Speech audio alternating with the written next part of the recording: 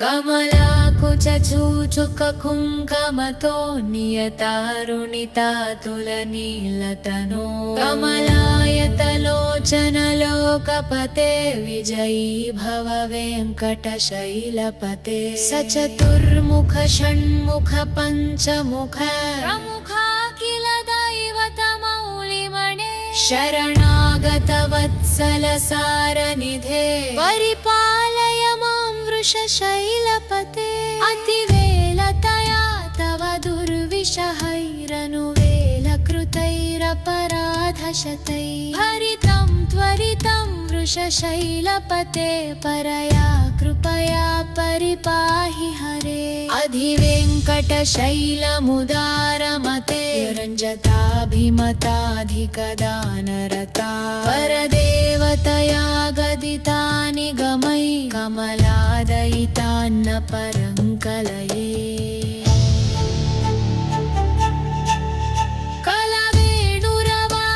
कलवेणुरवावशगोपवधू शतकोटिवृतात् स्मरकोटिसमात् प्रतिपल्लविकाभिमतात् सुखदात् वसुदेवसुतान्न परङ्कलये अभिरामगुणाकरदाशरथे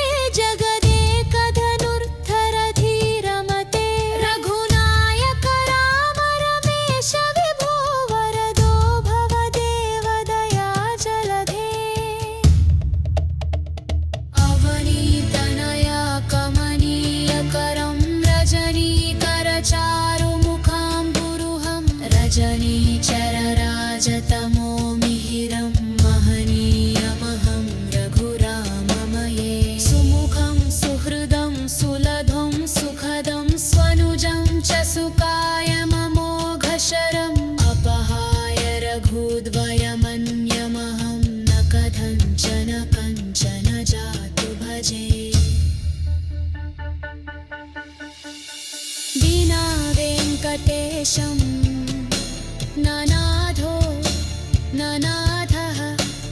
सदा वेङ्कटेशं स्मरामि स्मरामि हरे वेङ्कटेश प्रसीद प्रसीद प्रियं वेङ्कटेश प्रयच्छ प्रयच्छ अहं दुरदस्ते पदाम्भोजयुग्मप्रणामेच्छय गत्य सेवां करोमि सकृत्सेवया नित्यसेवाफलं त्वं प्रयच्छ प्रयच्छ प्रभो वेङ्कटेश अज्ञानिना मया दोषान् शेषान् विहितान् हरे क्षमस्व त्वं शेषशैलशिखामणे कमलाकुचूचुककुङ्कमतो नियतारुणितातुलनीलतनो कमलायतलोचनलोकपते विजयी भव वेङ्कटशैलपते सचतुर्मुख षण्मुख पञ्चमुख प्रमुखाखिल दैवतमौलिमणे शरणागत वत्सल सारनिधे परिपालय मां वृषशैलपते अतिवेलतया तव दुर्विषहैरनुवेलकृतैरपराधशतैः हरितं त्वरितं वृषशैलपते परया कृपया परिपाहि हरे अधिवेङ्कटशैलमुदारमते रञ्जताभिमताधिकदानरता परदेवतया गदितानि गमै कमलादयितान्न परङ्कलये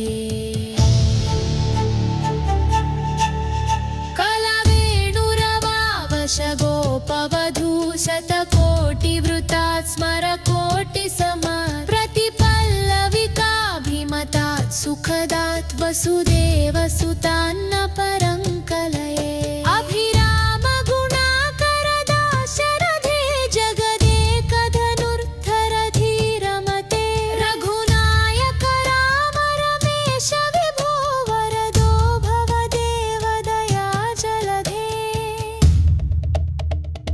अवनीतनया कमनीयकरं रजनी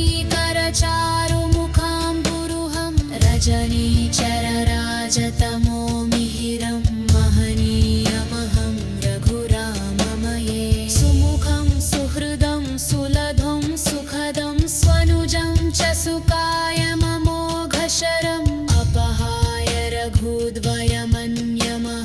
न कथञ्चन कञ्चन जातु भजे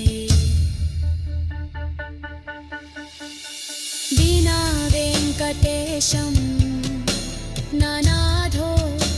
ननाथः सदा वेङ्कटेशं स्मरामि स्मरामि हरे वेङ्कटेश प्रसीद प्रसीद प्रियं वेङ्कटेश प्रयच्छ प्रयच्छ अहं दुरदस्ते पदाम्भोजयुग्मप्रणामेच्छयगत्य सेवां करोमि सकृत्सेवया नित्यसेवाफलं त्वं प्रयच्छ प्रयच्छ प्रभो वेङ्कटेश अज्ञानिना मया दोषान् शेषान् विहितान् हरे क्षमस्व त्वं शेषशैलशिखामणे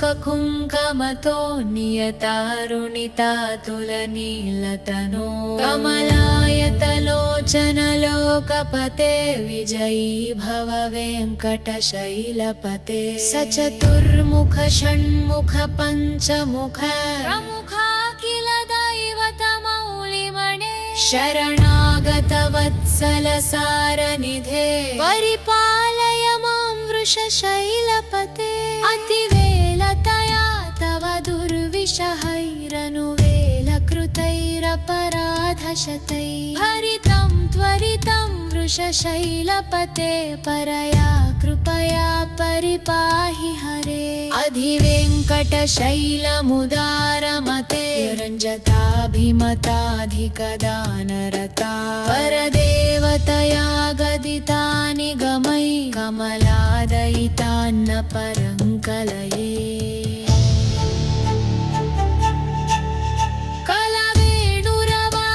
कलवेणुरवावशगोपवधू शतकोटिवृतात् स्मरकोटिसमात् प्रतिपल्लविकाभिमतात् सुखदात् वसुदेवसुतान्न परङ्कलये अभिराम गुणाकरदाशरथे जगदेकधनुर्धरधीरमते रघुनायक राम रमेश विभो वरदो भवदेव दयाजलधे अवनीतनया कमनीयकरं रजनीकरचारुमुखाम्बुरुहं रजनीचरराजतमो मिहिरं महनीयमहं रघुराममये सुमुखं सुहृदं सुलभं सुखदं स्वनुजं च सुकायममोघशरम् अपहाय रघुद्वयमन्यमहं न कथञ्चन कञ्चन जातु भजे विना वेङ्कटेशं ननाथो ननाथः सदा वेङ्कटेशं स्मरामि स्मरामि हरे वेङ्कटेश प्रसीद प्रसीद प्रियं वेङ्कटेश प्रयच्छ प्रयच्छ अहं दुरदस्ते पदाम्भोजयुग्मप्रणामेच्छयगत्य सेवां करोमि सकृत्सेवया नित्यसेवाफलं त्वं प्रयच्छ प्रयच्छ प्रभो वेङ्कटेश अज्ञानिना मया दोषान् शेषान् विहितान् हरे क्षमस्व त्वं शेषशैलशिखामणे कमलाकुचूचुककुङ्कमतो नियतारुणितातुलनीलतनो कमलायतलोचनलोकपते विजयी भव वेङ्कटशैलपते सचतुर्मुख षण्मुख पञ्चमुख प्रमुखा किल दैवतमौलिमणे शरणागतवत्सलसारनिधे परिपालय मां वृषशैलपते अतिवेलतया तव दुर्विषहैरनुवेलकृतैरपराधशतैः हरितं त्वरितं वृषशैलपते परया कृपया परिपाहि हरे अधिवेङ्कटशैलमुदारमते रञ्जताभिमताधिकदानरता परदेवतया गदितानि गमै कमलादयितान्न परङ्कलये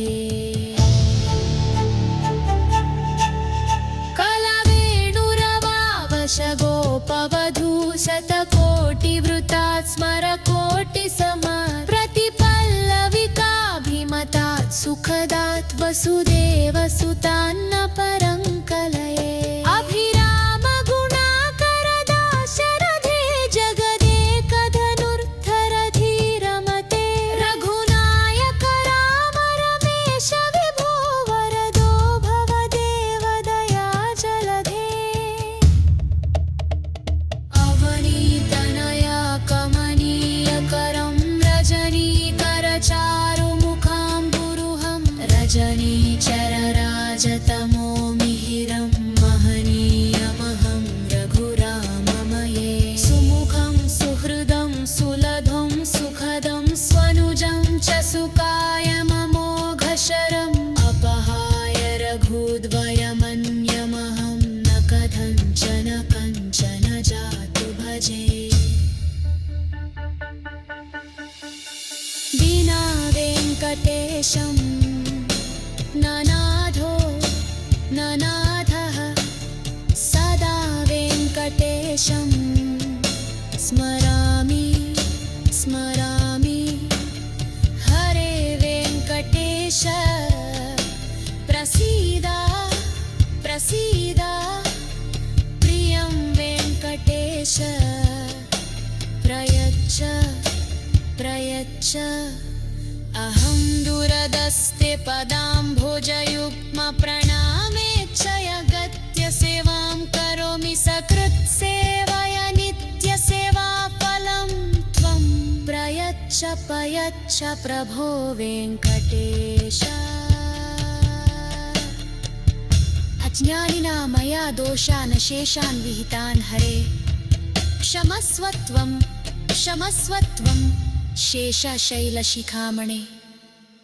कमलाकुचूचुककुङ्कमतो नियतारुणितातुलनीलतनो कमलायतलोचनलोकपते विजयी भव वेङ्कटशैलपते सचतुर्मुख षण्मुख पञ्चमुख प्रमुखा किल दैवतमौलिमणे शरणागतवत्सलसारनिधे परिपालय मां वृषशैलपते अतिवेलतया तव दुर्विषहैरनुवेलकृतैरपराधशतैः हरितं त्वरितं वृषशैलपते परया कृपया परिपाहि हरे अधिवेङ्कटशैलमुदारमते रञ्जताभिमताधिकदानरता परदेवतया गदितानि गमै कमलादयितान्न परङ्कलये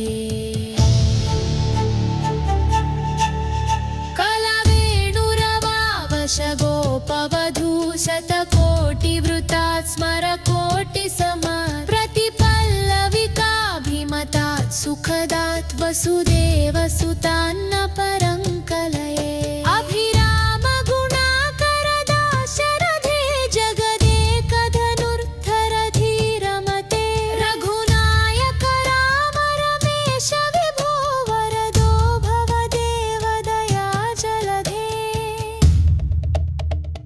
अवनीतनया कमनीयकरं रजनीकरचारुमुखाम्बुरुहं रजनीचरराजतमो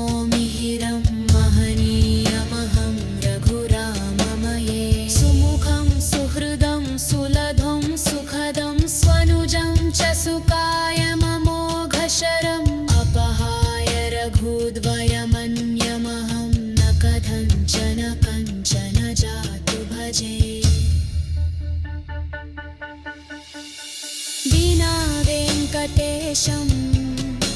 ननाथो ननाथः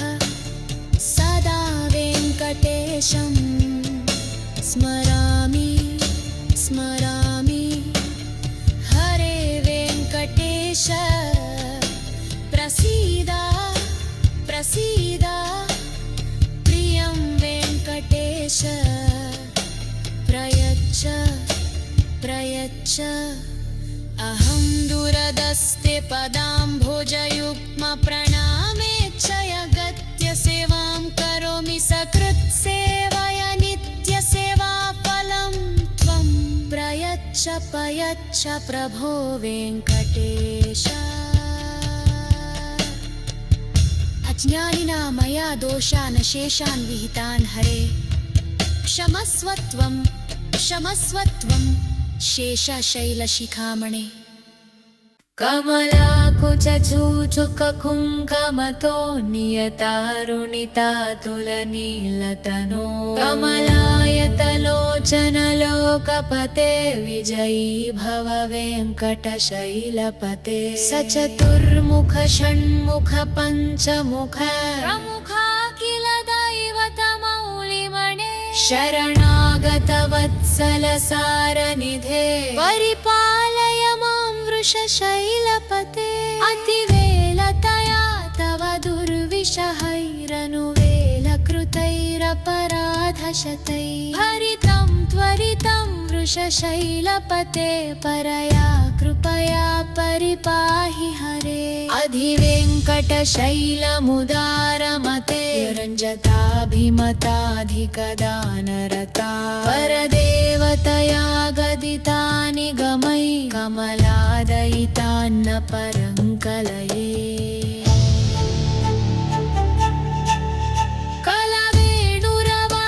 कलवेणुरवावशगोपवधू शतकोटिवृतात् स्मरकोटिसमात् प्रतिपल्लविकाभिमतात् सुखदात् वसुदेवसुतान्न परङ्कलये अभिराम गुणाकरदाशरथे जगदेकधनुर्धरधीरमते रघुनायक राम रमेश विभो वरदो भवदेवदया जलधे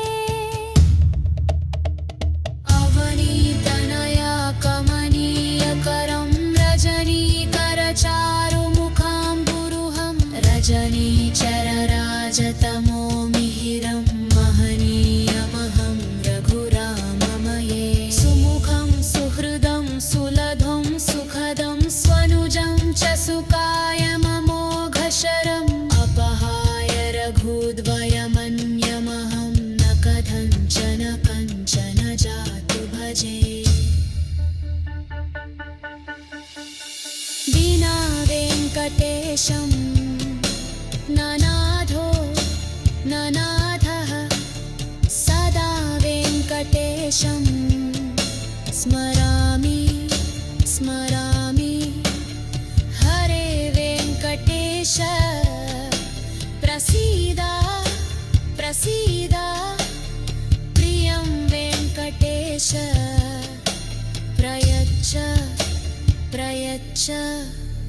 अहं दूरदस्ते पदाम्भोजयुग्मप्रणामेच्छया सेवां करोमि सकृत्सेवया नित्यसेवाफलं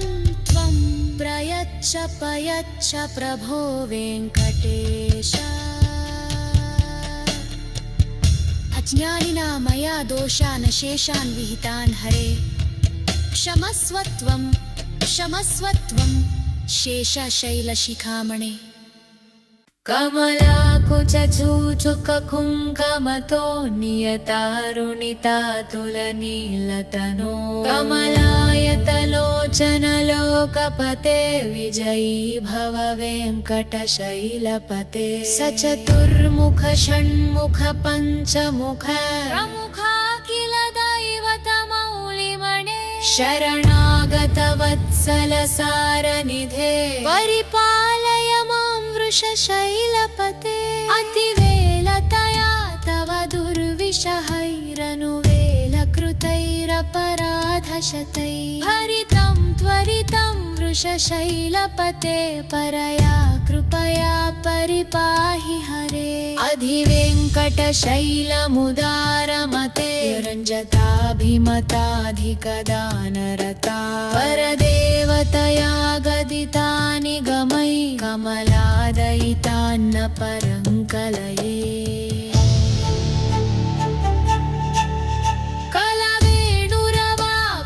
गोपवधू शतकोटिवृतात् स्मरकोटिसमात् प्रतिपल्लविकाभिमतात् सुखदात् वसुदेवसुतान्न परङ्कलये अभिरामगुणाकरदाशरथे जगदेकधनुर्धरधीरमते रघुनायक राम रमेश विभो वरदो भवदेवदया जलधे अवनीतनया कमनीयकरं रजनीकरचारुमुखाम्बुरुहं रजनीचरराजतमो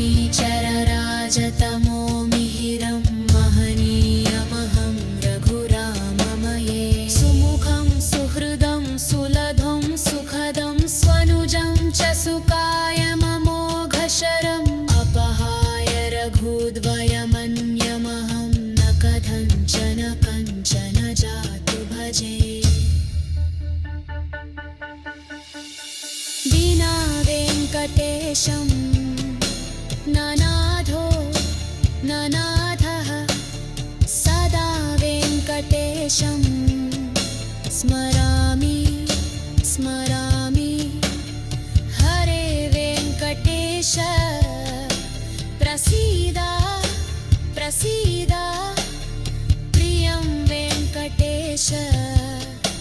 प्रयच्छ प्रयच्छ अहं दुरदस्ते पदाम्भोजयुग्मप्रणामेच्छयगत्य सेवां करोमि सकृत्सेवया नित्यसेवाफलं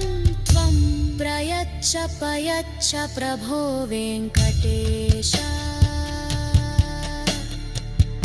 अज्ञानिना मया दोषान् शेषान् विहितान् हरे क्षमस्वत्वं क्षमस्वत्वं शेषशैलशिखामणे कमलाकुचूचुककुङ्कमतो नियतारुणितातुलनीलतनो कमलायतलोचनलोकपते विजयी भव वेङ्कटशैलपते सचतुर्मुख षण्मुख पञ्चमुख प्रमुखाखिल दैवतमौलिमणे शरणागतवत्सलसारनिधे परिपालय मां वृषशैलपते अतिवेलतया तव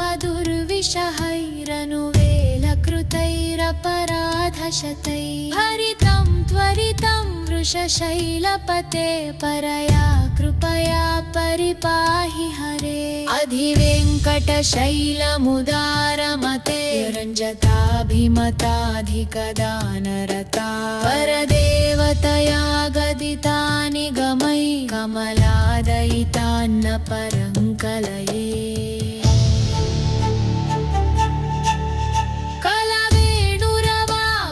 गोपवधू शतकोटिवृतात् स्मरकोटिसमात् प्रतिपल्लविकाभिमतात् सुखदात् वसुदेवसुतान्न परङ्कलये अभिरामगुणाकरदाशरथे जगदेकधनुर्धरधीरमते रघुनायक राम रमेश विभो वरदो भवदेवदया जलधे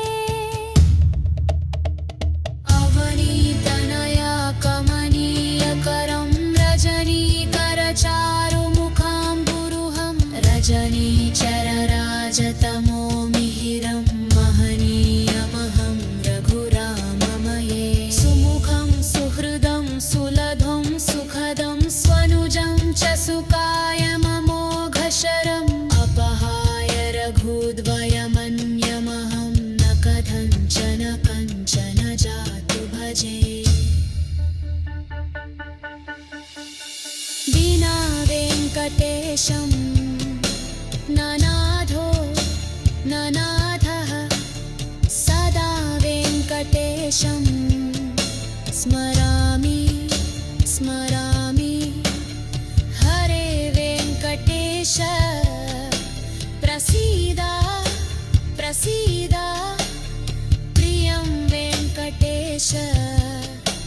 प्रयच्छ प्रयच्छ अहं दूरदस्ते पदाम्भोजयुग्मप्रणामेच्छयगत्य सेवां करोमि सकृत्सेवया नित्यसेवाफलं त्वं प्रयच्छ प्रयच्छ प्रभो वेङ्कटेश। अज्ञानिना मया दोषान् शेषान् विहितान् हरे क्षमस्व त्वं शेषशैलशिखामणे। कमलाकुचूचुककुङ्कमतो नियतारुणितातुलनीलतनो कमलायतलोचनलोकपते विजयी भव वेङ्कटशैलपते। सचतुर्मुख षण्मुख पञ्चमुख प्रमुखा किल दैवतमौलिमणे शरणागतवत्सलसारनिधे परिपालय मां वृषशैलपते। अतिवेलतया तव दुर्विषहैरनुवेलकृतैरपराधशतैः भरितं त्वरितं वृषशैलपते परया कृपया परिपाहि हरे। अधिवेङ्कटशैलमुदारमते रञ्जताभिमताधिकदानरता परदेवतया गदितानि गमै कमलादयितान्न परङ्कलये। कलवेणुरवावशगोपवधू शतकोटिवृतात् स्मरकोटिसमात् प्रतिपल्लविकाभिमतात् सुखदात् वसुदेवसुतान्न परङ्कलये। अभिरामगुणाकरदाशरथे जगदेकधनुर्धरधीरमते रघुनायक राम रमेश विभो वरदो भवदेवदया जलधे। अवनीतनया कमनीयकरं रजनीकरचारुमुखाम्बुरुहं रजनीचरराजतमो मिहिरं महनीयमहं रघुराममये। सुमुखं सुहृदं सुलभं सुखदं स्वनुजं च सुकायममोघशरम् अपहाय रघुद्वयमन्यमहं न कथञ्चन कञ्चन जातु भजे। विना वेङ्कटेशं ननाथो ननाथः सदा वेङ्कटेशं स्मरामि स्मरामि। हरे वेङ्कटेश प्रसीद प्रसीद प्रियं वेङ्कटेश प्रयच्छ प्रयच्छ अहं दूरदस्ते पदाम्भोजयुग्मप्रणामेच्छयगत्य सेवां करोमि सकृत्सेवया नित्यसेवाफलं त्वं प्रयच्छ प्रयच्छ प्रभो वेङ्कटेश। अज्ञानिना मया दोषान् शेषान् विहितान् हरे क्षमस्व त्वं शेषशैलशिखामणे। कमलाकुचूचुककुङ्कमतो नियतारुणितातुलनीलतनो कमलायतलोचनलोकपते विजयी भव वेङ्कटशैलपते। सचतुर्मुख षण्मुख पञ्चमुख प्रमुखा किल दैवतमौलिमणे शरणागतवत्सलसारनिधे परिपालय मां वृषशैलपते। अतिवेलतया तव दुर्विषहैरनुवेलकृतैरपराधशतैः भरितं त्वरितं वृषशैलपते परया कृपया परिपाहि हरे। अधिवेङ्कटशैलमुदारमते रञ्जताभिमताधिकदानरता परदेवतया गदितानि गमै कमलादयितान्न परङ्कलये। कलवेणुर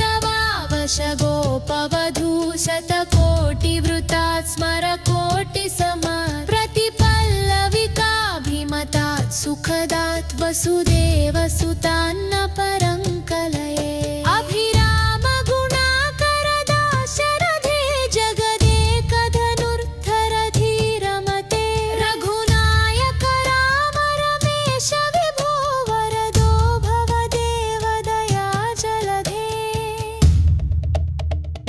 अवनीतनया कमनीयकरं रजनीकरचारुमुखाम्बुरुहं रजनीचरराजतमो मिहिरं महनीयमहं रघुराममये सुमुखं सुहृदं सुलभं सुखदं स्वनुजं च सुकायममोघशरम् अपहाय रघुद्वयमन्यमहं न कथञ्चन कञ्चन जातु भजे विना वेङ्कटेशं ननाथो ननाथः सदा वेङ्कटेशं स्मरामि स्मरामि हरे वेङ्कटेश प्रसीद प्रसीद प्रियं वेङ्कटेश प्रयच्छ प्रयच्छ अहं दुरदस्ते पदाम्भोजयुग्मप्रणामेच्छयगत्य सेवां करोमि सकृत्सेवया नित्यसेवाफलं त्वं प्रयच्छ प्रयच्छ प्रभो वेङ्कटेश अज्ञानिना मया दोषान् शेषान् विहितान् हरे क्षमस्वत्वं क्षमस्वत्वं शेषशैलशिखामणे कमलाकुचूचुककुङ्कमतो नियतारुणितातुलनीलतनो कमलायतलोचनलोकपते विजयी भव वेङ्कटशैलपते सचतुर्मुख षण्मुख पञ्चमुख प्रमुखाखिल दैवतमौलिमणे शरणागत वत्सल सारनिधे परिपालय मां वृषशैलपते अतिवेलतया तव दुर्विषहैरनुवेलकृतैरपराधशतैः हरितं त्वरितं वृषशैलपते परया कृपया परिपाहि हरे अधिवेङ्कटशैलमुदारमते रञ्जताभिमताधिकदानरता परदेवतया गदितानि गमै कमलादयितान्न परं कलये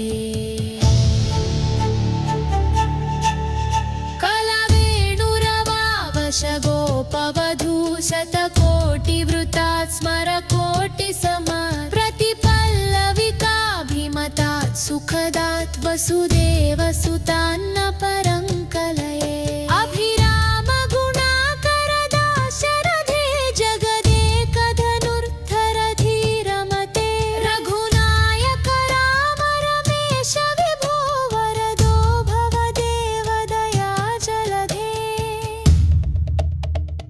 अवनीतनया कमनीयकरं रजनीकरचारुमुखाम्बुरुहं रजनीचरराजतमो मिहिरं महनीयमहं रघुराममये सुमुखं सुहृदं सुलभं सुखदं स्वनुजं च सुकायममोघशरम् अपहाय रघुद्वयमन्यमहं न कथञ्चन कञ्चन जातु भजे विना वेङ्कटेशं ननाथो ननाथः सदा वेङ्कटेशं स्मरामि स्मरामि हरे वेङ्कटेश प्रसीद प्रसीद प्रियं वेङ्कटेश प्रयच्छ प्रयच्छ अहं दुरदस्ते पदाम्भोजयुग्मप्रणामेच्छयगत्य सेवां करोमि सकृत्सेवया नित्यसेवाफलं त्वं प्रयच्छ क्षपयच्छ प्रभो वेङ्कटेश अज्ञानिना मया दोषान् शेषान् विहितान् हरे क्षमस्व त्वं शेषशैलशिखामणे।